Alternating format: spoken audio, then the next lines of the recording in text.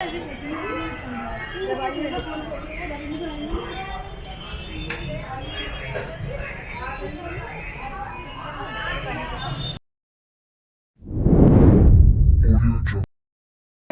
हमारी बेटी हमारे पहचान पे थीम पर एक सेमिनार का आयोजन किया जा रहा है।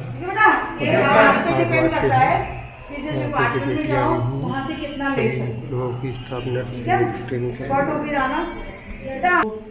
किसी जमाने में जो है महिलाओं को पुरुषों से कम समझा जाता था, लेकिन आज बेटियों ने हर क्षेत्र में आगे आके एक अपनी अलग पहचान बनाई है और वो हर क्षेत्र में बहुत अच्छा करके दिखा रही है और अपना नाम रोशन कर रही है।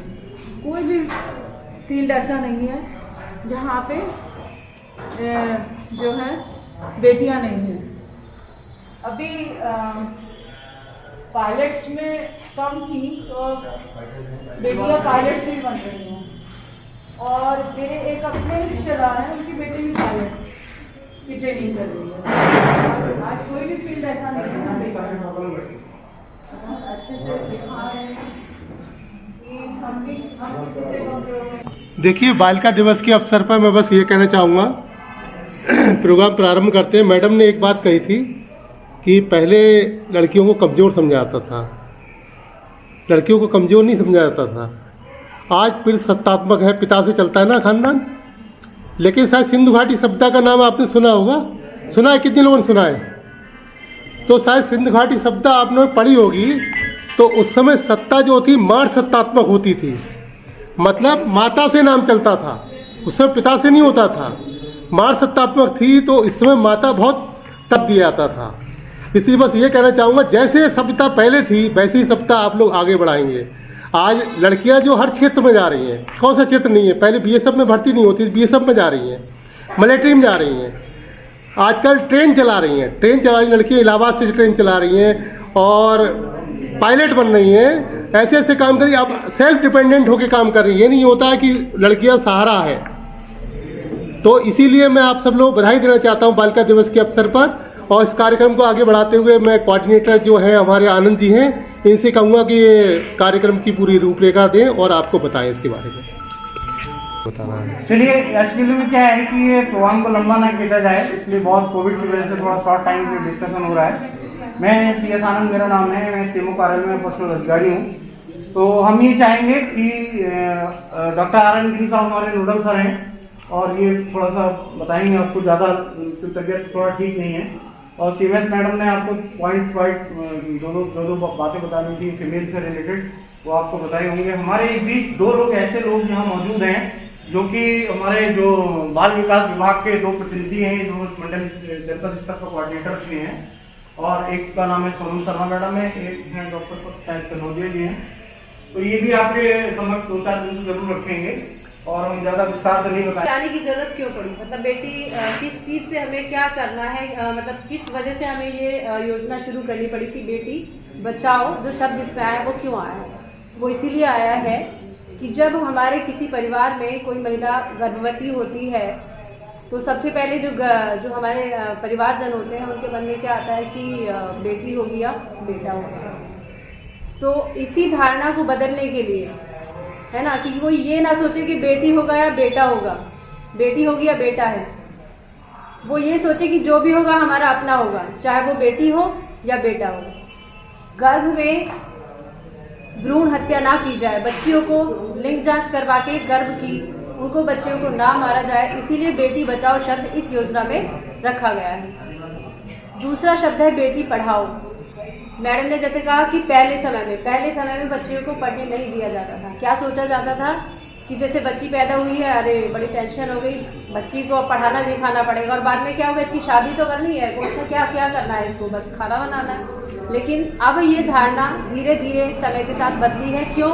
क्योंकि लड़कियां, हम और आप खुद ही अपने लिए अवेयर हुई हैं और हम आने वाले समय में अपने बच्चों को और अपने आस पड़ोसों को भी बहुत अवेयर करना है। हमें बेटी बचाओ बेटी पढ़ाओ योजना के अंतर्गत ही और बहुत सारे प्रोग्राम हमारे माननीय प्रधानमंत्री जी ने जनपद स्तर पर शुरू किए हैं, मतलब पूरे प्रदेश में, पूरे देश में, देश और हमारे माननीय मुख्यमंत्री जी ने प्रदेश में, जो कि बेटी बचाओ योजना है। इसके अंतर्गत हमारी जो हाई स्कूल और कॉलेज की बच्चियां हैं जो हाई मार्क्स से पास होती हैं, टॉप 10 वो 10 हाई मार्क्स वाली बच्ची ली जाती हैं हाई स्कूल और 12th की, उनको जनपद स्तर पर एक बड़ा प्रोग्राम ऑर्गेनाइज करवाकर, जिसमें हमारे माननीय विधायक जी और सांसद जी भी उपस्थित होते हैं और हमारे डीएम साहब और जो बड़े बड़े पदाधिकारी हैं उनके सम्मुख उन बच्चियों को सम्मानित किया जाता है और कुछ धनराशि भी दी जाती है। जो बच्ची हाई लेवल पर है, जिसने जिला टॉप किया है, उसको 20,000 रुपये की राशि की धनराशि दी जाती है और जो बच्चियां बाकी जो 9 बच्चियां बची हैं उनको 5-5 हज़ार रुपये की राशि दी जाती है। इससे क्या होता है कि बच्चों का मनोबल बढ़ता है कि हम भी किसी से कम नहीं है और उनके माता पिता का भी मनोबल बढ़ता है कि हमारी बच्ची आज क्या नहीं कर पा रही है, उसने हाई मार्क्स इतने अच्छे से पढ़ी है कि उसको इनाम मिला है। दूसरी चीज़, हमारे यहाँ जो बच्चियाँ वही जो हाई मार्क्स से पास हुई हैं या और भी जिन्होंने किसी पढ़ाई के अलावा भी किसी क्षेत्र में बहुत अच्छा किया है, जैसे खेलकूद में बहुत अच्छा किया है या किसी और चीज़ में, तो उन बच्चियों को भी बुलाकर हमारे यहाँ सम्मानित किया जाता है और उनको जो हमारे पदाधिकारी हैं जैसे सीएमओ साहब हैं, डीएम साहब हैं, सीडीओ साहब हैं, उनकी चेयर शेयर की जाती है। मतलब सांकेतिक रूप से उनको कुछ समय के लिए डीएम साहब के पद पर बिठाया जाता है, सीडीओ साहब के पद पर बिठाया जाता है, सीएमओ साहब के पद पर बिठाया जाता है, अन्य पदों पर। तो उनको उससे ये महसूस होता है, करती है कि हम भी एक दिन, उनके मन में भी ये प्रेरणा मिलती है कि हम भी एक दिन इन पदों पर बैठ सकते हैं, है ना, कि हम क्या नहीं कर सकते। उनको प्रेरणा मिलती है कि हाँ हम ये पद एक दिन संभाल सकते हैं। बेटी आई है मतलब लक्ष्मी आई है, कि वो ये ना समझे कि हमारे जो बच्चे घर में बच्ची पैदा हुई है कि हमको ये इसका बहुत सारा खर्चा करना पड़ेगा, ये नहीं बोझ है। मतलब ये धारणा माता पिता की हमें बदलने के लिए ही सारे प्रोग्राम्स हमारे इस योजना के अंतर्गत किए जा रहे हैं। इसके साथ ही जो हमारे माननीय मुख्यमंत्री जी हैं, बच्चियों की पढ़ाई के लिए ही एक योजना शुरू की है, शायद आपको उसके बारे में पता भी होगा। ऐसी सिचुएशन में भी इस योजना का लाभ उन तीनों बच्चियों को अनुमन्य होगा। इसी के साथ में 6 स्टेजेस में दिए गए हैं। पहला स्टेज है जो बच्ची अभी जन्मी है उसको 2,000 रुपये, जो बच्ची का 1 साल का टीकाकरण पूरा हो चुका है और टीकाकरण कार्ड बन चुका है उसको 1,000 रुपये, और जो बच्चियां कक्षा 1 में आई हैं उनको 2,000, और जो बच्चियां कक्षा 6 में आई हैं उनको 2,000, जो 9 में आई हैं उनको 3,000 रुपये की राशि मिलेगी, और जो बच्चियां कक्षा 10वीं या 12वीं के बाद 12वीं पास करने के बाद किसी सरकारी या प्राइवेट संस्थान में एडमिशन लेती हैं तो उनको 5,000 रुपये की राशि इस योजना के अंतर्गत अनुमति है। समझ में आया सबको? तो आप जो हमारा ये उद्देश्य है इसको मनाने का यही है कि हम अपने लिए खुद अवेयर रहें और दूसरों को भी अवेयर करें। सुरक्षा की दृष्टि से भी हमारे माननीय मुख्यमंत्री जी ने, प्रधानमंत्री जी ने हेल्पलाइन नंबर बताए हैं। किसी को पता है क्या कोई हेल्पलाइन नंबर जो हमारे लिए बनाए गए हैं? जो लड़कियों के लिए है, महिलाओं के लिए है। मैं बता देती हूँ, यदि किसी के घर में घरेलू हिंसा हो रही है, ये बहुत ही आम बात है। घरेलू हिंसा आम बात है, चाहे वो पहला ज़माना हो चाहे वो अब का ज़माना हो। तो यही अगर किसी के घर में घरेलू हिंसा हो रही है, आसपास भी हो रही है, तो आप उसको बता सकते हैं कि 1811 नंबर बनाया गया है घरेलू हिंसा के लिए। किसके लिए? घरेलू हिंसा यदि है तो आप 181 अपने रिश्तेदारों को भी फ़ोन पर बता सकते हैं। यदि आपकी दीदी वगैरह आपसे कोई बात शेयर कर रही हैं तो आप 181 उसके लिए हेल्पलाइन नंबर बता सकते हैं। दूसरी चीज़ है, यदि आपको कोई मोबाइल पर परेशान करता है तो उसके लिए 1090 1090 हमारे लिए हेल्पलाइन नंबर बनाया गया है, उसका भी आप यूज़ कर सकते हैं। तीसरी चीज़ है हमारे लिए बच्चों के लिए, यदि कुछ बच्चे आपको कोई खोया पाया बच्चा मिला है और या किसी बच्चे की बाल विवाह करवाया जा रहा है, बाल विवाह तो आप सब जानते हैं 18 वर्ष से, हाँ, यदि बाल विवाह या कोई खोया पाया बच्चा मिला है तो आप उसकी सूचना 1098 पर दे सकते हैं, है ना। 1098 1090 woman power helpline number, 181 woman helpline number, और चाइल्ड हेल्पलाइन नंबर है 1098। एक नंबर और हमारा है जो कि सब जानते होंगे, पुलिस का नंबर 112। और एक बात, अभी आप लोग और हम लोग तो शहरी क्षेत्र में हैं, लेकिन जो और आगे और उन्नति करें हर फील्ड में। तो आप सब लोगों को बालिका दिवस की बहुत बहुत बधाई। जाइए मैडम, आप जाइए। चलिए आप बोलिए फिर क्योंकि ऐसा मैडम इमरजेंसी से लेके आया था। हाँ, ऑपरेशन थिएटर में जाना था हमको, तो वहाँ से मैंने कहा आप 5 मिनट आ जाइए। थैंक्स मैडम का बहुत बहुत। तो मैं क्या बता रही थी आपको, 112 नंबर पुलिस का नंबर सभी को मालूम है। जो नंबर मैंने बताया है वो आप अपनी सहेलियों को, फ्रेंड्स को भी बता सकते हैं, क्योंकि कभी कभी हमें भी जरूरत कर सकती है ऐसी बातें। हम भी बड़ा टूर करते हैं, आप गाँवों में भी जाते होंगे या फिर, है ना।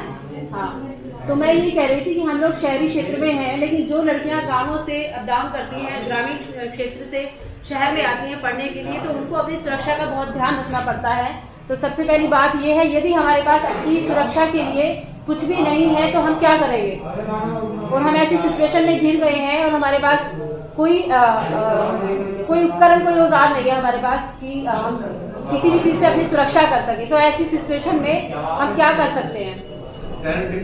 हाँ, क्या कर सकते हैं, मतलब हमें वो भी नहीं आता ये कराटे वगैरह, तो हम क्या कर सकते हैं। तो उसके लिए हमारे पास एक चीज़ होती है, और वो है हमारी, नहीं मोबाइल भी नहीं, मोबाइल भी नहीं है, गांव में है आप, सिग्नल नहीं आ रहे, फिर क्या करोगे। वो होता है हमारे पास हमारी आवाज़, चिल्लाना हमारी आवाज़ है, हम बजाओ की आवाज़ में चिल्ला सकता है। ये चीज़ हमारे पास है।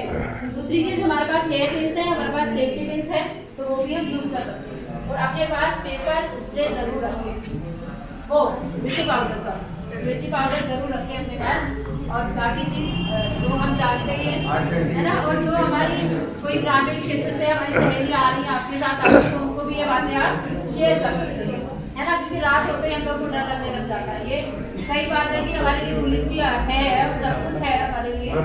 तो कराटे में तुरंत MBBS करके डॉक्टर बनी है, रात में उसी ने चेक किया था मुझको क्रैप्टेशन थे चेस्ट में। तो सब कुछ कहने का मतलब ये जितने हम लोग ये सब बोल रहे हैं, चाहे मैडम जो बतला रही हैं, ये सब जानना जरूर चाहिए, रखना जरूर चाहिए, पेपर स्प्रे हो या कुछ। लेकिन दिक्कत ये है कि बंदिशें, जो हमारा अपना इंडियन कल्चर है, हम लोग जानबूझ के बंदिश में रखते हैं सारी लड़कियों को या महिलाओं को, क्योंकि आप लोग हर तरह से मर्दों से बेहतर हैं। ये बड़ा सुनकर विचित्र लगेगा, लेकिन सच्चाई ये है।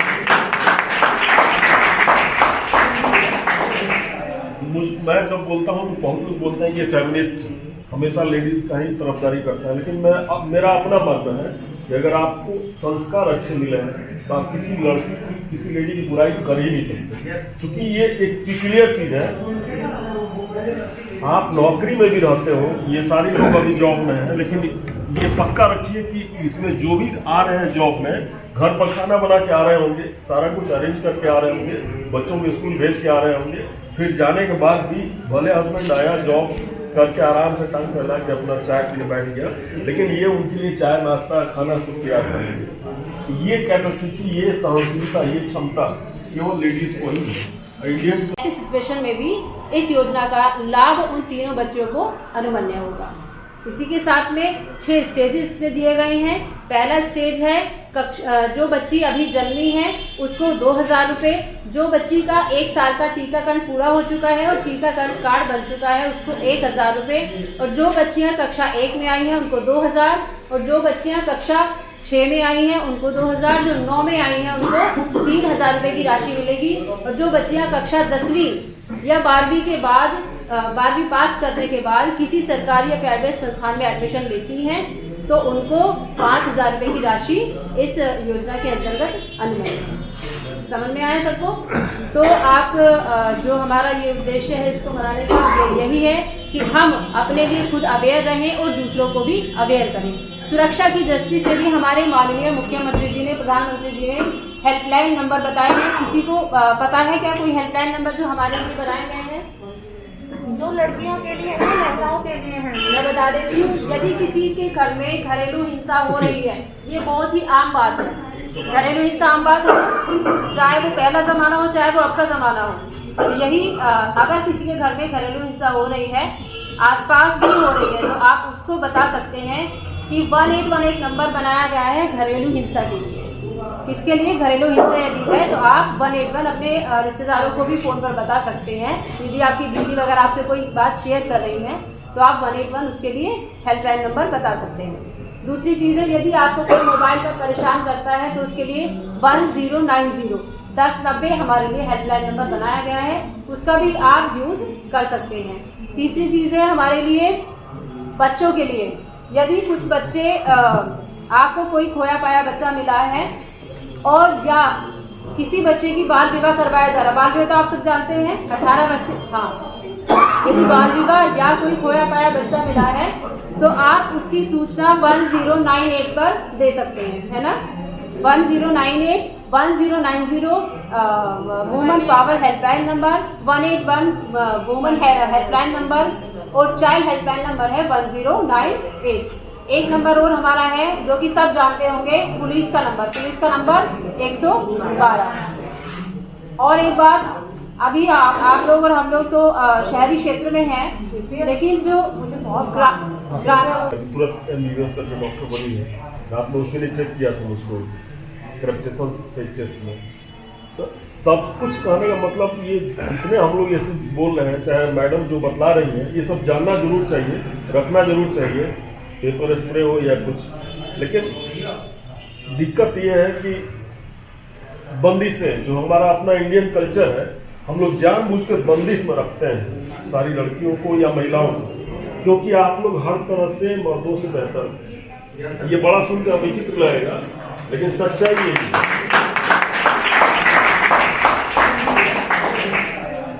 मैं जब बोलता हूँ तो बहुत लोग बोलते हैं कि फेमिनिस्ट हमेशा लेडीज का ही तरफदारी करता है, लेकिन मेरा अपना मानना है कि अगर आपको संस्कार अच्छे मिले हैं तो आप किसी लड़की की, किसी लेडी की बुराई कर ही नहीं सकते, क्योंकि ये एक क्लियर चीज़ है।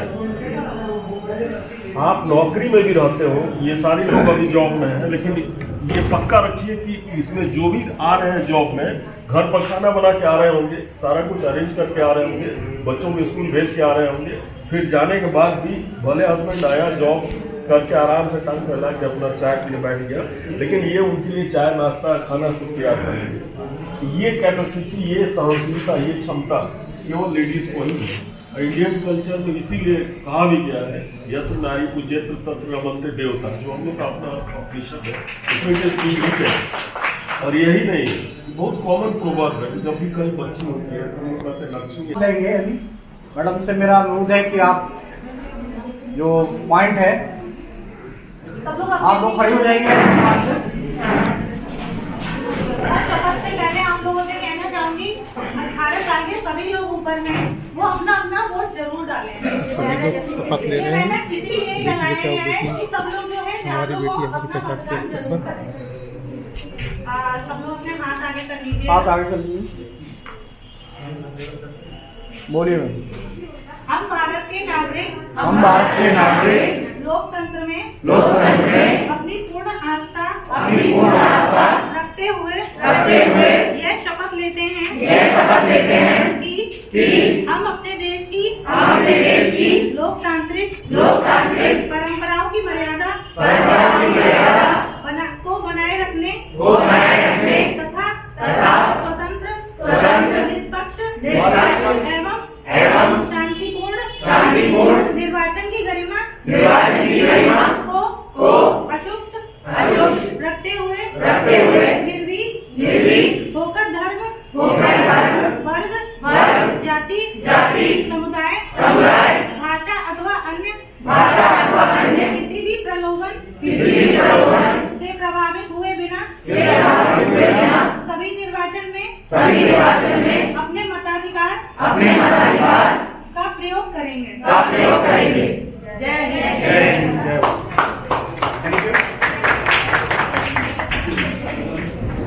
अब आप एक काम सिग्नेचर अभियान पे सब लोग जा रहे हैं।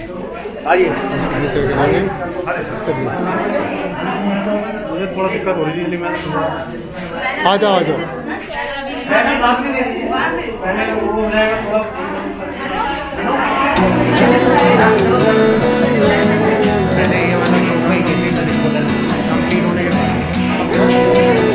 अभी साइन करना है तुम लोगों को।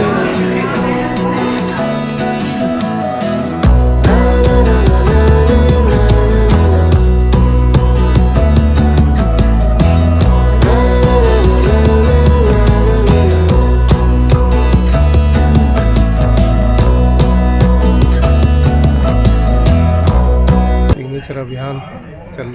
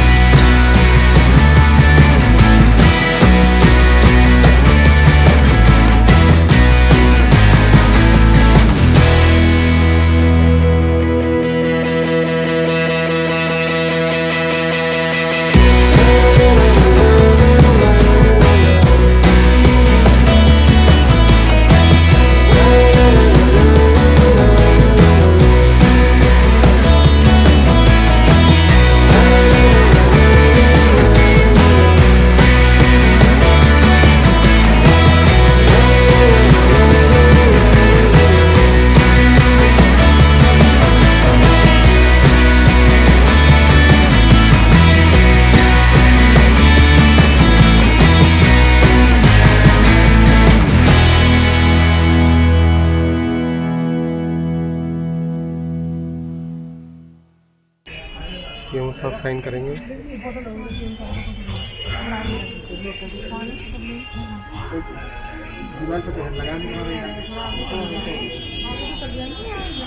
ठीक है सर, हो गया।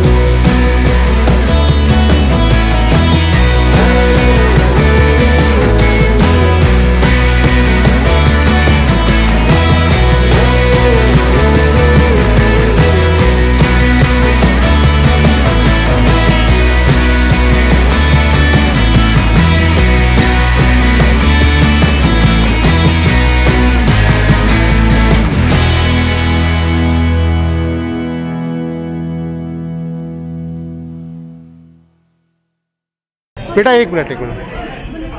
और ये सीएमओ साहब हरपाल जी, सीएमओ साहब आ गए, साइन कर रहे हैं, इसको एग्री कर रहे हैं। हमारी बेटी हमारी पहचान को, हमारी बेटी हमारी पहचान है। Thank you sir.